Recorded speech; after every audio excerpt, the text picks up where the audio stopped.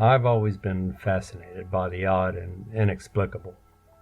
As a freelance journalist, I've chased stories that took me into the heart of haunted asylums, the belly of abandoned mines, and once into a town where everyone inexplicably spoke backwards for a day.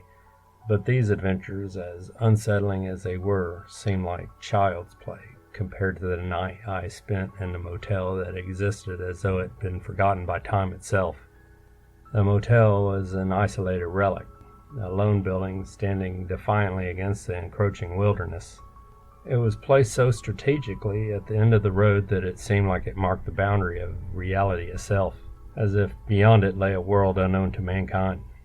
The only indication of life was a neon sign, its erratic flicker battling the darkness, spelling out motel in eerie electric blue. The rest of the sign was obscured, consumed by rust and time. Its disrepair was a testament to years of neglect, but it was more than that. It was a warning that went unheeded. The motel was devoid of any proper name, the anonymity that cloaked it in an even deeper mystery. It was as if it was intentionally forgotten, stripped of its identity and left to exist in obscurity. It was an oddity that would normally pique my curiosity, but on that night it was my only refuge. The building itself seemed to groan under the weight of the years. Its faded paint peeled off in large chunks, revealing the rot beneath.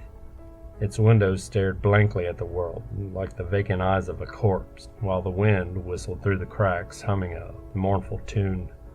It was an unwelcoming sight, a place that seemed less a refuge for weary travelers and more a lair for the things that lurked in the darkness. But with the last rays of the sun disappearing behind the horizon and my car rendered useless, it was my only option. So, ignoring the knot of dread in my stomach, I stepped into the motel that existed at the end of the road in the beginning of nowhere. In my wanderlust, I embarked on a cross-country road trip, leaving behind the familiarity of the East Coast to venture into the untamed wilds of the West. I was alone, armed with nothing but a worn-out map, half-functioning GPS, and a thirst for stories that lay off the beaten path. My trusty old car, a battered beast that had seen better days, was my sole companion on this solitary journey. The day was fading into a painted twilight, and I found myself traversing an empty stretch of road that cut through an expansive desert. The landscape was barren, like a scar on the earth, with only sporadic clusters of tenacious vegetation dotting the otherwise desolate panorama. It was an alien world, devoid of human touch, a vast land where civilization seemed like a distant memory. My car, as old and stubborn as it was, decided that this was the perfect time and place to surrender to its mechanical frailties. With a final groan and a plume of smoke, it shuddered to a halt, leaving me stranded amidst the desolation. I tried everything I could to coax it back to life, but there was no luck. The sun was rapidly sinking towards the horizon, its dying light casting long, monstrous shadows that seemed to dance and sway with life of their own. My mobile phone, usually a lifeline in such situations, was nothing more than a useless brick, unable to find any semblance of a signal in this forgotten corner of the world. I felt a sudden urge of anxiety, a sense of isolation settling in as the world grew darker around me. Just when I was on the brink of despair, I spotted the flickering neon sign in the distance, its ghostly glow a beacon in the encroaching darkness. The eerie motel, standing solemnly at the edge of the unknown world, was my only hope for shelter. Despite the unease that gnawed at me, I gathered my courage in my overnight bag, leaving the safety of my now silent car. But with no other choice available, I steeled myself and headed towards the motel. The moment I pushed open the door, a heavy silence fell upon me like a shroud. The lobby was surprisingly well kept, considering the motel's dilapidated exterior, but it was devoid of the typical bustle one would expect. There were no guests milling about, no chatter or laughter filling the air, just an eerie stillness that seemed to hum in my ears. The only sound that broke the silence was the creaking of the wooden floors under my boots, a loud protest that echoed around the space, making my entrance feel more intrusive than it was. Each step seemed to stir the dust that had settled in the corners of the room. a testament to the years of neglect that hung heavily in the air. At the far end of the room was a front desk, a worn-out counter that'd seen better days. Behind it sat an old woman, her form hunched over as if weighed down by the passage of time. Her face was partially hidden in the shadows, the sparse light illuminating just enough to reveal a pair of sharp eyes that stared intently at me. Her gaze was piercing, almost predatory, like an owl sizing up his prey in the dead of night. Her skin was a network of wrinkles, each line a testament to a life lived long and hard. Her hair was a wild crown of silver, glinting ominously under the faint light. Despite her frailty, there was a certain strength to her, an unnerving presence that seemed to dominate the room. She didn't speak, just watched as I approached, her eyes never leaving mine. They bore into me, cold and unflinching, as if trying to decipher the secrets I carried within. It was a silent exchange, filled with unspoken words and veiled threats, setting the tone for the ominous night that lay ahead in this nameless motel at the end of the world. The old woman's voice was the first I've heard since my radio had died hours ago. It rasped through the silence like a sandpaper, a dry whisper that seemed to echo in the still air of the lobby. "One night?" she asked, her voice carrying an undertone of something I couldn't quite place. Was it curiosity? Suspicion? I merely nodded, pulling out a wad of cash from my pocket and placing it on the counter. Her gnarled hand snaked out to take the money, the bones protruding sharply under the thin veil of her skin. She slid a rusty key across the counter and returned. A small metal tag attached to it bore the number 6. As I took it, our fingers brushed briefly. Her skin was cold, almost deathly so, sending a shiver up my spine. The room was, unsurprisingly, as nondescript as the motel itself. The wallpaper was peeling off in places, revealing patches of damp plaster beneath. A single dim bulb hung from the ceiling, casting long, eerie shadows across the room. The air smelled musty, the unmistakable scent of mildew lingering like an uninvited guest. The room's furnishings were sparse and worn. A creaky double bed occupied one side, its sheets looking as though they hadn't been changed in weeks. An old wooden table stood against the wall, occupied by a rickety chair. The bathroom was a cramped space, with rust-streaked fixtures. It was far from the comforts of home or even a standard motel room, but it was shelter, a refuge from the unknown terrors of the desolate night outside. As I settled into the uncomfortable bed, a sound caught my attention. From the other side of the paper-thin walls, a dull murmur of voices seeped into the room. It was a rhythmic drone, a chorus of voices engaged in what sounded like a chant. The words were muffled, but as I pressed my ear against the cool wall, I could discern a phrase repeated over and over. "In darkness, light." The chant, repeated in haunting unison, filled the room, the ominous words vibrating through the silence, a chilling soundtrack to my first night in the motel. The chill that swept over me felt like a spectral hand running down my spine, a ghostly warning that made my heart skip a beat. I looked around the room, the eerie silence amplifying the foreboding feeling.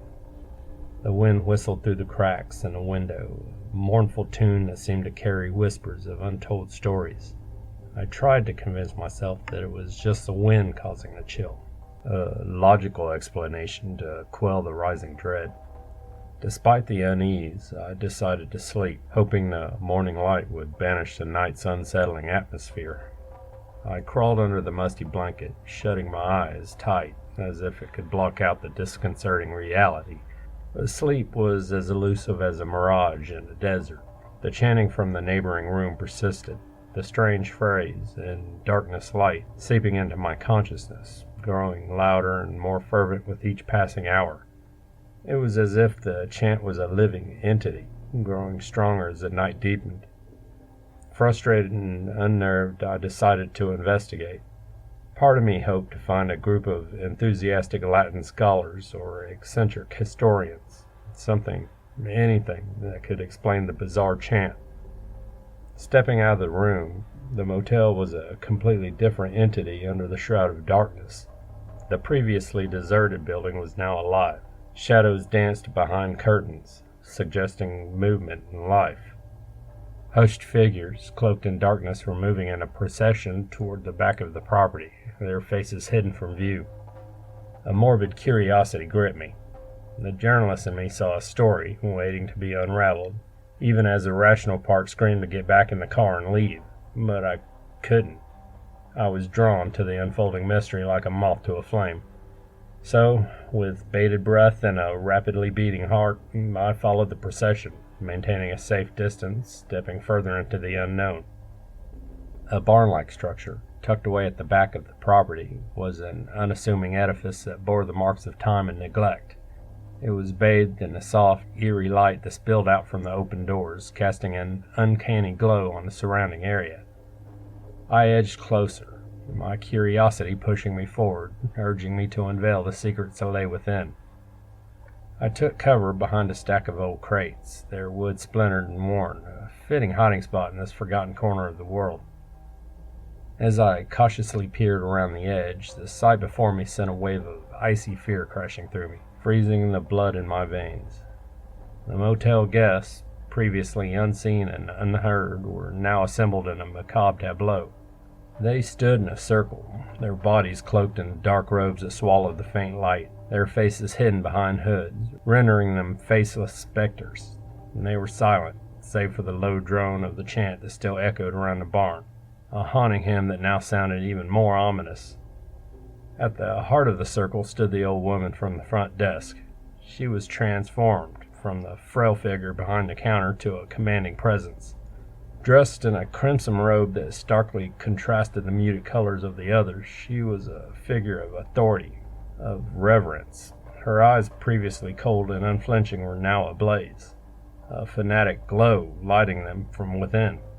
In her hand she held a large knife, its blade reflecting the light, and an ornate handle that hinted at a history as old and enigmatic as the woman herself. Her voice, dry and rasping, echoed through the barn as she led the chant, in darkness light, each syllable cutting through the silence like her knife through the air. But it was what stood before her that froze the blood in my veins. A small figure, barely reaching her waist, stood nervously at the center of the circle.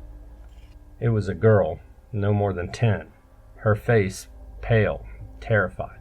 She was trembling visibly. Her eyes darted around the room, reflecting the dim light with sheen of tears. The realization struck me like a blow. This wasn't just a gathering, this was a ritual. And the girl, innocent and terrified, was their intended sacrifice. The sight was horrifying, a tableau of pure evil, and was unfolding right before my eyes. The chanting took on a more ominous tone, the words a dark promise of what was to come. The old woman's grip on the knife tightened, the blade now a deadly glint in the half-light. A cold dread settled in my stomach as the magnitude of the situation sunk in. This wasn't just a cult, it was a gathering of dangerous fanatics, and I had stumbled upon their most sacred and terrifying ritual. The girl's terrified eyes haunted me, a silent plea for help in a room full of her tormentors.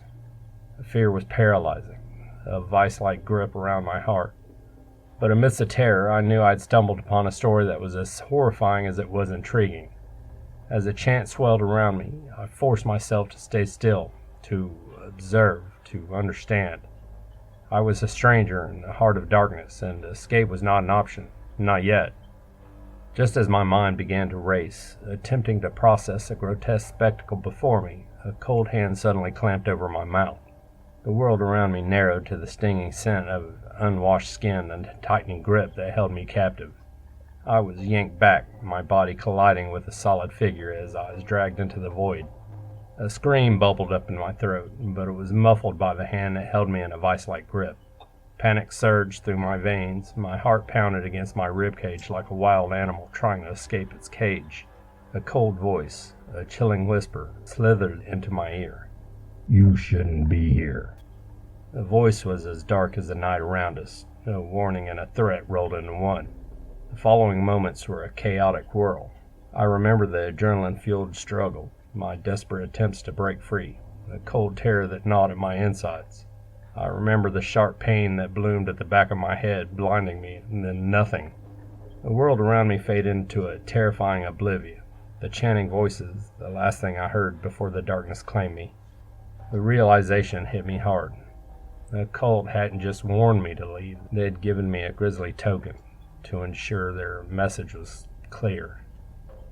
By placing the body in my car, the cult was not only warning me to leave and never return, but they were also asserting their power and control. They were showing me that they could reach me, even in a place I considered safe.